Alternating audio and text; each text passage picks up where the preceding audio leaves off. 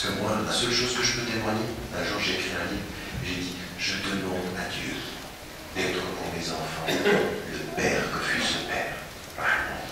Il est parti de Shabbat. Si simplement les enfants peuvent dire merci comme j'ai envie de lui dire merci. Mais vous, chacun d'entre nous, on sert à quoi là? Et pas simplement dans la mosquée, pas simplement dans la famille. Les gens au travail, vous êtes dans des lieux de travail, vous êtes dans des écoles, vous êtes dans des universités, vous êtes dans des lycées, des collèges, vous êtes en train de... Vous conduisez des camions, vous conduisez des bus, vous faites ce que vous voulez, les gens autour de vous. Il y en a un qui peut dire merci, et il le dira pourquoi. Qu'est-ce que vous leur apportez dans la vie? Quelqu'un, est-ce que vous êtes un don ou est-ce que vous êtes un problème? C'est ça la vraie question. Au bout du compte, c'est aussi simple que ça. Si aujourd'hui, dans la société française, là où vous êtes, les gens autour de vous, ils peuvent vous dire merci. Vraiment merci. Merci pourquoi? Merci pour un sourire. Merci pour une écoute. Merci pour ta générosité. Merci pour ton don. Merci pour m'avoir appris ce que c'était qu'être un être humain. Merci pour le savoir que tu m'as donné. Merci pour le partage. Merci pour ta générosité. S'il y a une chose que vous devez garder de là où viennent vos parents, du Maroc, de l'Algérie, de la Tunisie, de la Turquie, de n'importe où, c'est la générosité naturelle des cultures du Sud. Et nous, on est en train de se faire coloniser, fermer nos portes. On n'invite plus les gens. Je veux dire, il y a des parents, ils n'avaient rien, mais ils n'avaient pas d'argent, mais la porte était ouverte. Nous, on a nos salaires, on ferme les portes. Attention à la sécurité. On est colonisé. On devait apporter la générosité. On est en train de se faire coloniser par l'égoïsme. On devait donner, on est en train de prendre. Voilà. À partir d'un certain moment, choisissez. Qu'est-ce que vous avez mis au bord de la route? Les messages spirituels qui vous façonnent pour donner, ou les publicités qui vous transforment pour accaparer? Est-ce que vous êtes des consommateurs ou est-ce que vous êtes des gens dans la formule profonde du Coran? Ar-Rabbani. Et Rabbani, il prend de Dieu et il donne aux hommes. L'égoïste, il oublie Dieu et il cache les hommes. Une seule question, sortez de cette mosquée. Qui, sur la surface de la terre, peut vous dire merci? Musulman ou d'une autre tradition? Qui peut vous dire merci d'être ce que tu es? Merci de faire ce que tu fais. Merci de me donner ce que tu donnes. Et dans tous les niveaux de votre vie, toutes les dimensions de votre vie. Et s'il n'y a personne, ça commence tout de suite. Il faut changer. Et c'est pas nafs. Change. Réforme-toi. C'est ce qui a été nafs, c'est ça. Mais vous avez bien compris, je ne suis ici que dans la spiritualité profonde. Je ne suis pas dans l'agitation activiste, que dans la spiritualité, que dans l'essence même de la vie, l'utilité de la vie. Le prophète il priait sur les gens qui avaient dit La ilaha illallah et dont il reconnaissait la foi. Mais il ne priait pas sur ceux qui avaient nié. Il ne priait pas sur les traîtres. Il a même prié sur les hypocrites en disant peut-être Allah, Dieu il pardonnera. Et nous, il faut qu'on fasse vraiment attention à ça. Finalement, il y a une chose que Dieu sait et que chacun d'entre nous sait.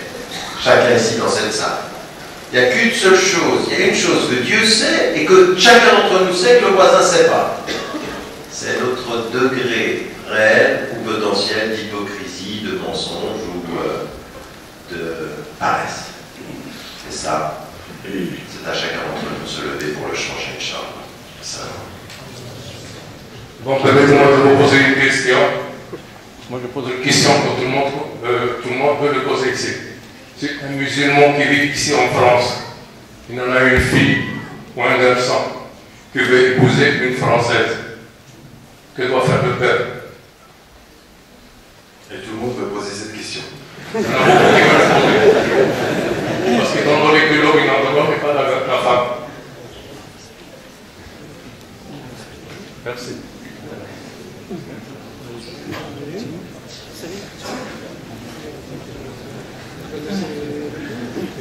Je laisse répondre ou pas? Bon, moi, c'est une question un peu plus politique. Ce serait à propos de la façon dont a parlé Sarkozy au niveau des musulmans. Donc, je voudrais savoir un peu votre opinion là-dessus.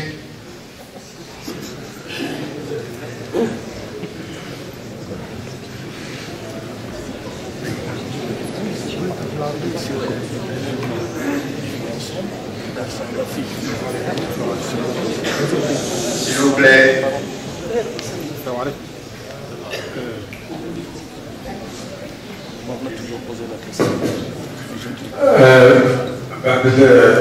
زيادة على المرأة يقول لنا est-ce que pour les pourcentages pour les chirurgies pour guérir des enfants qui ont des cancers, est-ce que parce que je sais que quelqu'un qui donne son organe c'est haram, c'est une organe mais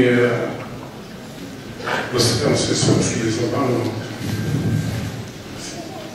Encore deux questions chez les hommes, Thalas répondra, et après on passera aux femmes. On passera aux femmes après la première réponse.